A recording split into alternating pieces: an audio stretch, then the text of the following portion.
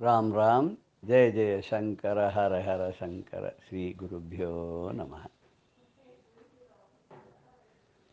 குருவருள்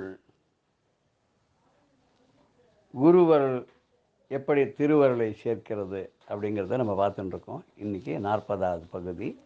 இதில் நாம் பார்க்க போகிறது நாமதேவருடைய சரித்திரத்திலேருந்து சில பகுதிகள். நாமதேவர் மகாராஷ்டிராவில் ஒரு பெரிய பாண்டுரங்க பக்தர். பாண்டுரங்க பக்தர்னு இப்படி அப்படி கிடையாது. பாண்டுரங்கனோட அவர் பேசுவர். பாண்டுரங்கனே இவருக்கு கல்யாணத்துக்கு ஏற்பாடு பண்ணி, இவர் ரொம்ப ஏழை. திடீர்னு ஒரு நாள் போய் அந்த ஊரில் பெரிய பணக்கார வீட்டில் போய் பாண்டுரங்கனே போய் சம்பந்தம் பேசி, இவர் ரொம்ப பணக்காரராக உங்களுக்கு தெரியாத ஒரு வீட்டு பின்னாடி செங்கலாக இருக்குது தங்கம் அப்படின்னு சொல்லிட்டு வந்துட்டான். அவள் வந்து பார்க்கச்சே செங்கல்லாம் மழை தங்கத்தில் பெஞ்சுன்னு இருக்கான். அப்போ அடுக்கி வச்சாராம். அப்படி. ஆனால் நாமதேவனத்தனை என்ன பண்ணுவார்னா எதுவுமே தனக்குன்னு வச்சுக்க மாட்டார். அவர் குடிசையில் தான் வாழ்ந்துட்டு இருப்பார். ஒரு சமயம் நல்லா மழை பெஞ்சு அவருடைய வீடு கீழே விழுற சமயத்தில் பாண்டுரங்கனே அங்கே போய் இன்னும் கூரையெல்லாம் போட்டு கொடுத்து கீழே விழாத இடி மின்னல் பக்கத்தில் அந்த தன்னுடைய சுதர்சன சக்கரத்தை மேலே வச்சு இவருடைய இடத்துக்கு மாத்திரம் மழை பெய்யாத பண்ணான்னு சொல்லுவார். பாண்டுரங்கன் வந்து நாமதேவரோட விளையாடுவார், கட்டம் விளையாடுவார், அவரோட பேசுவார், அவரோட அன்றாட விஷயங்கள்லாம் பகிர்ந்துப்பார். ஒரு சமயத்தில் வேடிக்கையாக சொல்லுவா, நாமதேவரோட ஒய்ஃப் கிட்ட போய் ருக்குமாயியை சண்டை போட்டாலும், பாண்டுரங்கருடைய சம்சாரமான ருக்மிணி தேவி இருக்காளே, போய் சண்டை போட்டாலும், எப்போ பார்த்தாலும் எங்கள் வீட்டுக்காரர் என்னோட இல்லாத என்னை விட்டுட்டு உங்கள் வீட்டுக்காரோட சுற்றின்னு இருக்கார், உங்கள் வீட்டுக்காரர் கொஞ்சம் அடக்கி வை, கொஞ்சம் கண்ட்ரோல் பண்ணி வை, எங்கள் வீட்டுக்காரர் திருப்பி கொடுன்னு கேட்டான்னு கூட வேடிக்கையான கதைகள்லாம் சொல்லுவாள். அப்படி அது எதுக்கு சொல்கிறதுன்னா, இந்த பாண்டுரங்கனுக்கும் நாமதேவருக்கும் உள்ள ஒரு இன்டிமசியை சொல்கிறதுக்கு அப்படி சொல்கிறது உண்டு. ஒரு சந்தர்ப்பத்தில் என்ன ஆச்சு, நாமதேவர் வந்து ஒரு பெரிய கோரா கும்பர்னு ஒரு குயவனார், ஒரு பக்தர். அவர் நடத்தின ஒரு பெரிய பஜனை இதுக்கு போயிருந்தார். அங்கே நிறைய பானைகள்லாம் அடுக்கி வச்சுருந்தது, 3-4 விதமாக. அப்போ அந்த முக்தாபாய்ங்கிற ஒரு குழந்தை என்ன பண்ணான்னா, இதெல்லாம் என்ன அந்த பானை அடுக்கி வச்சுருக்கேன்னு கேட்டோன்னு சொன்னால், ஒரு பகுதி வந்து வெந்த பானை, அதெல்லாம் விற்கிறதுக்கு. நடுவில் இருக்கிறதெல்லாம் வேக வைக்கிறதுக்கு உண்டான பானை, வேக வச்சு விற்போம். 3வது அடுக்கிறது வந்து உபயோகம் இல்லாத உடஞ்சி போன பிரயோஜனம் இல்லாத பானைகள், அது தூக்கி போடணும். அப்போ அந்த குழந்தை கேட்குறா, மனுஷாலையும் எந்த பானை வேகாத பானைன்னு உண்டான்னு. அவர் சொல்கிறா, உண்டே அப்படின்னு. இந்த பானையை நீங்கள் எப்படி கண்டுபிடிப்பேன்னா, ஒரு குச்சி வச்சுருக்கா, அதை தட்டி பார்த்தா டங்கு டங்கு டங்குன்னு சத்தம் வெந்திருக்குன்னு அர்த்தம், டொக் டொக்குன்னு சத்தம் கேட்டால் வேக வைக்கணும்னு அர்த்தம் அப்படின்னு சொன்னார். உடனே இந்த குச்சியை கொடுங்கன்னு சொல்லி வாங்கிட்டு அங்கே பக்தி பஜனையில் வந்திருக்கிற அத்தனை பேரையும், இந்த குழந்தை சின்ன பொண்ணு 5-6 வயசு குழந்தை, எல்லாரையும் தட்டி தட்டி ஒருத்தரையும் பார்த்தா, இது வெந்த பானை, இது வெந்த பானை, இது வெந்த பானைன்னு சொல்லிகிட்டே வந்தாலாம். நாமதேவர்கிட்ட வந்தோட மாத்திரம் அவர் கிட்ட போனோடனே நாமதேவர் பின்னாடி போயிட்டாராம். இதென்ன சின்ன குழந்தை குச்சி எடுத்து வந்து தலையில் எல்லாரையும் தட்டுறது அப்படின்னு சொல்லி அவருக்கு ஒரு ஈகோ. உடனே என்ன பண்ணிட்டாருன்னா, நம்மளை வந்து இந்த குழந்தை வந்து அடிக்கிறதாது, நம்மளை வெந்த பானை வேகாத பானை கண்டுபிடிக்கிறதாது அப்படின்னு திரும்பிட்டாராம். அது அப்போ அந்த குழந்தை சொல்லிட்டாலாம், இது வேகாத பானை அப்படின்னு சொல்லிட்டு. ரொம்ப கோவம் வந்துடுத்து நாமதேவருக்கு. உடனே ஸ்டேஜில் வாக் அவுட், வெளியில் கிளம்பிட்டார், வந்துட்டார். இங்கே இருக்க மாட்டேன், அவமானம், ஒரு சின்ன குழந்தை அவமானப்படுத்திடுத்துன்னு நேராக பாண்டுரங்கன் கோயிலுக்கு போனார். பாண்டுரங்கிட்ட போனால் நேராக கூப்பிட்டார் போனார், ரங்கா விட்டலா இங்கே வா, இந்த பார் ஒரு சின்ன குழந்தை என்னை அவமானப்படுத்திடுத்துப்பாரு, என்னை வந்து ரொம்ப அகௌரவமாக வந்து இது வேகாத பானைன்னு சொல்லிட்டு பாருங்க. ஆமாம், அந்த குழந்தை சொன்னதில் தப்பு என்ன இருக்குது, நீ வேகாத பானை தான். என்ன நீ அப்படி சொல்கிறேன்னு. வெந்த பானையாக இருந்த அத்தனை பேரும் ரொம்ப பணிவோடு அந்த குழந்தை பண்ணதை என்ஜாய் பண்ணி அதை வந்து அப்படியே ஏற்றுட்டாவாள்லாம்.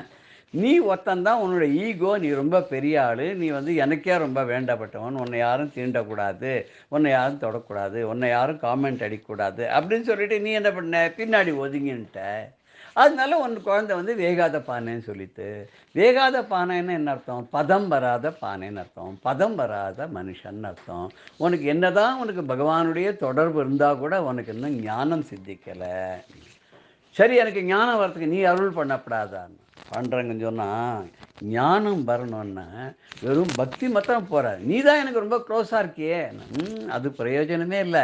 வெறும் பக்தியோடு இருந்து நீ ரொம்ப க்ளோஸாக இருந்தான்னு என்ன அர்த்தம், நீ நானும் ஃப்ரெண்டு, அவ்வளோதான், வேறு ஒன்றும் கிடையாது. என்னால் உனக்கு எதுவுமே பண்ண முடியாது. உனக்கு ஞானம் வந்தால் தான் முக்தி. ஞானமும் முக்தியும் உனக்கு சேரணும்னா குருவருள் வேணும்னு. குருவருளா அதுக்கு நான் என்ன பண்ணணுன்னா, ஒன்றும் பண்ண வேண்டாம். இங்கேருந்து ஒரு 15 காத தூரத்துக்கு தள்ளி போனேன்னா, அங்கே வந்து ஒரு இடம் இருக்குது. அங்கே ஒரு பாழடைஞ்ச சிவன் கோவில் இருக்குது. அங்கே ஒருத்தர் பரதேசி மாதிரி படுத்துன்னு இருப்பார். அவர்கிட்ட போய் கேளு, நான் அனுப்பிச்சேன்னு சொல்லு. அவர் உனக்கு அனுகிரகம் பண்ணுவார். அதுக்கப்புறம் என்கிட்ட வா அப்படின்னு. உடனே நாமதேவர் இங்கேருந்து கிளம்பி கால்நடையா அங்கே போகிறார். அங்கே தேடிக்கிடி பார்க்குறார். பார்த்தா கடைசியில் ஒரு பாழடைஞ்ச ஒரு கோவில் இருக்குது. கதவும் இல்லாத, ஒன்றும் இல்லாத, பூஜை இல்லாத, ஒன்றும் இல்லை. உள்ள ஒரு லிங்கம் மாத்திரம் இருக்குது.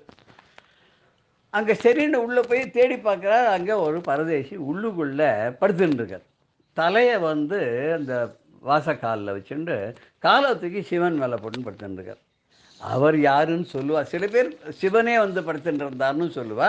சில பேர் சொல்லுவா சாரங்க தேவர் அப்படின்னு சொல்லி ஒருத்தர் ஒரு பெரிய தபஸ்வி, அவர் தான் இருந்தார், அவர் தான் குரு அப்படின்னு சொல்லுவா. இங்கே நாமதேவர் அவர்கிட்ட போய் கிட்ட போய் பார்த்தா இவர் இந்த மாதிரி சிவலிங்கத்து மேலே காலை போட்டுன்னு படுத்துன்னு இருக்கார்.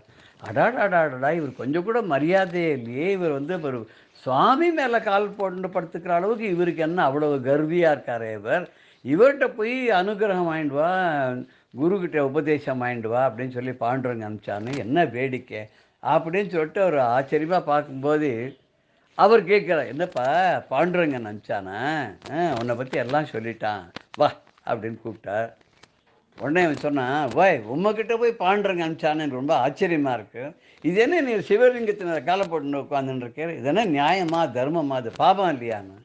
சரிப்பா ஒன்று பண்ணேன், எங்கே சிவலிங்கம் இல்லையோ அங்கே எனக்கு வயசாகிடுது இல்லையா, படுத்துட்டு இருக்கேன் இல்லையா, என் காலத்துக்கு அங்கே வச்சு விடேன், வச்சுடு அப்படின்னார். இவன் என்ன பண்ணான்னா அந்த காலை எடுத்து இந்த சிவலிங்கத்தை சுற்றி அப்படி வச்சுட்டே வந்தான். எங்கே வச்சாலும் அங்கே ஒரு சிவலிங்கம் வர ஆரம்பிச்சுட்டு. அப்போ தான் தெரிஞ்சது 12 சிவலிங்கம் வந்து தான் இன்றைக்கி இருக்குதுன்னு சொல்கிறான் அந்த இடத்துல. அப்போ தான் தெரிஞ்சது. உடனே சிவபெருமான் அருள் பண்ணார். யாரும் இல்லைப்பா, நான் தான்ப்பா. சிவபிரான் இல்லாதது எங்கே? பாண்டுரங்கனும் நானும் ஒன்று தான். நானே தான் பாண்டுரங்கன், பாண்டுரங்கனே தான் நான். நீ ரங்கனுடைய தலையில் போய் பாரு, நான் தான் சிவலிங்க ரூபமாக அவன் தலையில் இருக்கேன். போய் பார்த்தேன்னா தெரியும் உனக்கு. 2 பேருக்கு வித்தியாசமே கிடையாது. உன்னோட கூட பழகின நண்பன்கிறதுனால அவன் உனக்கு உபதேசம் பண்ணால் உனக்கு நன்னா இருக்காதனால என் ரூபத்தில் இருக்கக்கூடிய அவனே என்னை வந்து உனக்கு உபதேசம் பண்ணும்படியாக அனுப்பிச்சிருக்கான். உனக்கு எப்போ நீ என் காலை பிடிச்சியோ உனக்கு அப்போயே பாத தீட்சை ஆகிடுத்து, உனக்கு ஞானம் வந்துடுத்து. இனிமேல் எல்லாமே உனக்கு பாண்டுரங்கனாவே தெரியும், ஒன்றும் கவலையே படாத, நீ தாராளமாக போய்க்கோன்னா. நேராக நன்றி சொல்கிறதுக்காக பாண்டுரங்கன்கிட்ட வந்துவிட்டார் நாமதேவர். வர வழியில் எதை பார்த்தாலும் பாண்டுரங்கனாக இருக்குது. அப்போ யார்கிட்ட வேணாலும் சொல்லாமே.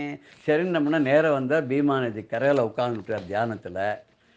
அதுக்குள்ளே என்ன ஆச்சு, இவரோட சம்சாரம் போன ஒரு ஆளை காணமே தேடின்னு வந்தால் பீமா நதி கரையில் உட்காந்து தியானத்தில் இருக்கான்னு சொல்லி எல்லோரும் வந்து சொன்னான்னு சொல்லி இவரோட ஒய்ஃப் என்ன பண்ணால் சம்சாரம் அங்கேருந்து தேடின்னு வந்தால் பீமா நதிக்கு. கை நிறைய ரொட்டி நெய் சக்கரெல்லாம் எடுத்துன்னு வந்து அவர் முன்னாடி வச்சு காத்துட்டு இருந்தால் அவர் கண்ணை திறக்கிற மாதிரி இல்லை. கண்ணை திறக்கிற போது சாப்பாட்டு உடனே அவள் போயிட்டா. ஒரு கொஞ்ச நாள் கழிச்சு கண்ணை திறக்கிறார். அப்போ ஒரு நாய் வந்தது, அந்த ரொட்டியெல்லாம் தூக்கின்னு ஓடி போயிடுச்சு.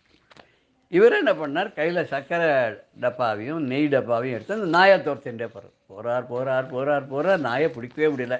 கடைசியில் ஒரு ஸ்டேஜை போய் கபால் அந்த நாய் மேலே விழுந்துடுறார்.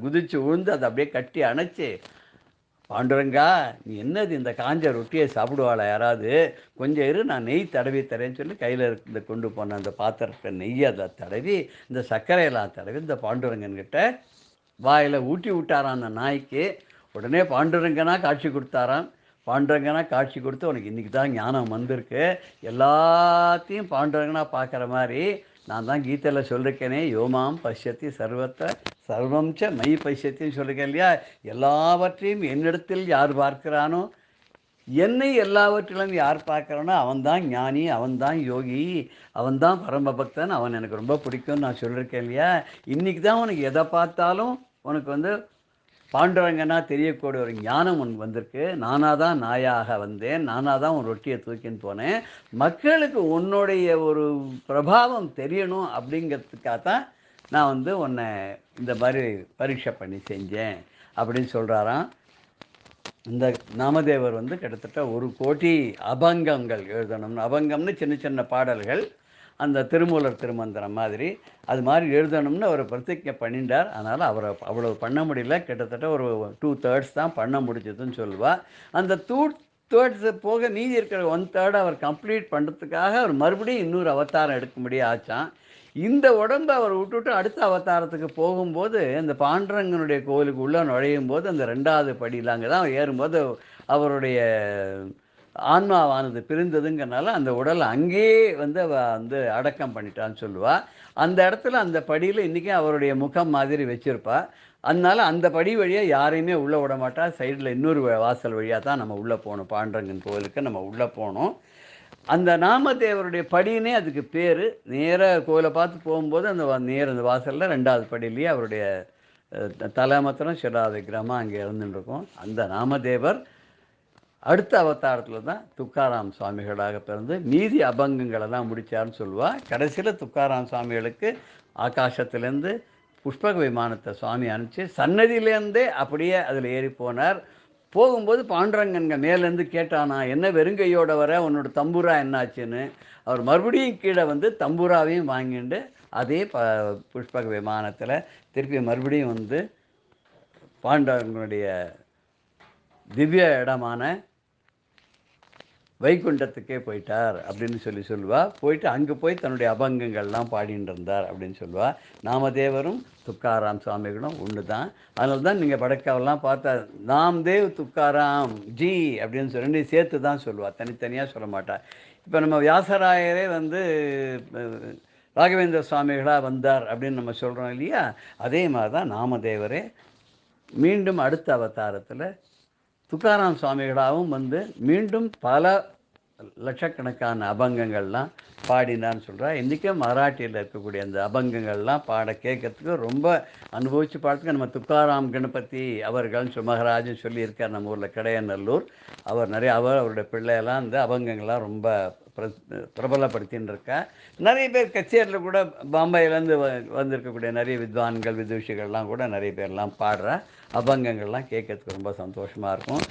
நாம சங்கீர்த்தனத்தில் பஜனை பద్ధதியில் அபங்கங்களுக்கு ரொம்ப முக்கியமான இடம் உண்டு. உடையாளூர் கல்யாணராமன் மாதிரி பெரிய பெரிய பிரபலமான பாகவதாலாம் அதெல்லாம் பாடிட்டுருக்கா. ஹரிதாஸ் சுவாமிகள் இருந்தபோது அவர் வந்து அபங்கத்துக்கு ரொம்ப இம்பார்ட்டன்ஸ் கொடுத்தார். விட்டல்தாஸ் மகராஜும் அபங்கங்கள்லாம் நிறைய பாடுறார் பாண்டுங்கனுக்கு. இன்றைக்கும் அபங்கத்துக்காக தனியாக ஒரு விழாவே அவர் கொண்டாடுறார். கோவிந்தபுரத்தில் தட்சிண பண்டரிபுரத்தில் எல்லாரும் இதெல்லாம் நேராக போய் பார்த்து அனுபவித்தா தான் அவளுக்கு அந்த சுக அனுபவம் எப்படிங்கிறது புரியும் அப்படின்னு சொல்லி இன்றைய நிகழ்வை நம்ம நிறைவு செய்கிறோம். ஜெய ஜெய சங்கர ஹரஹர சங்கர ஸ்ரீ குருபியோ நம. ராம் ராம். வாழ்க வளமுடன்.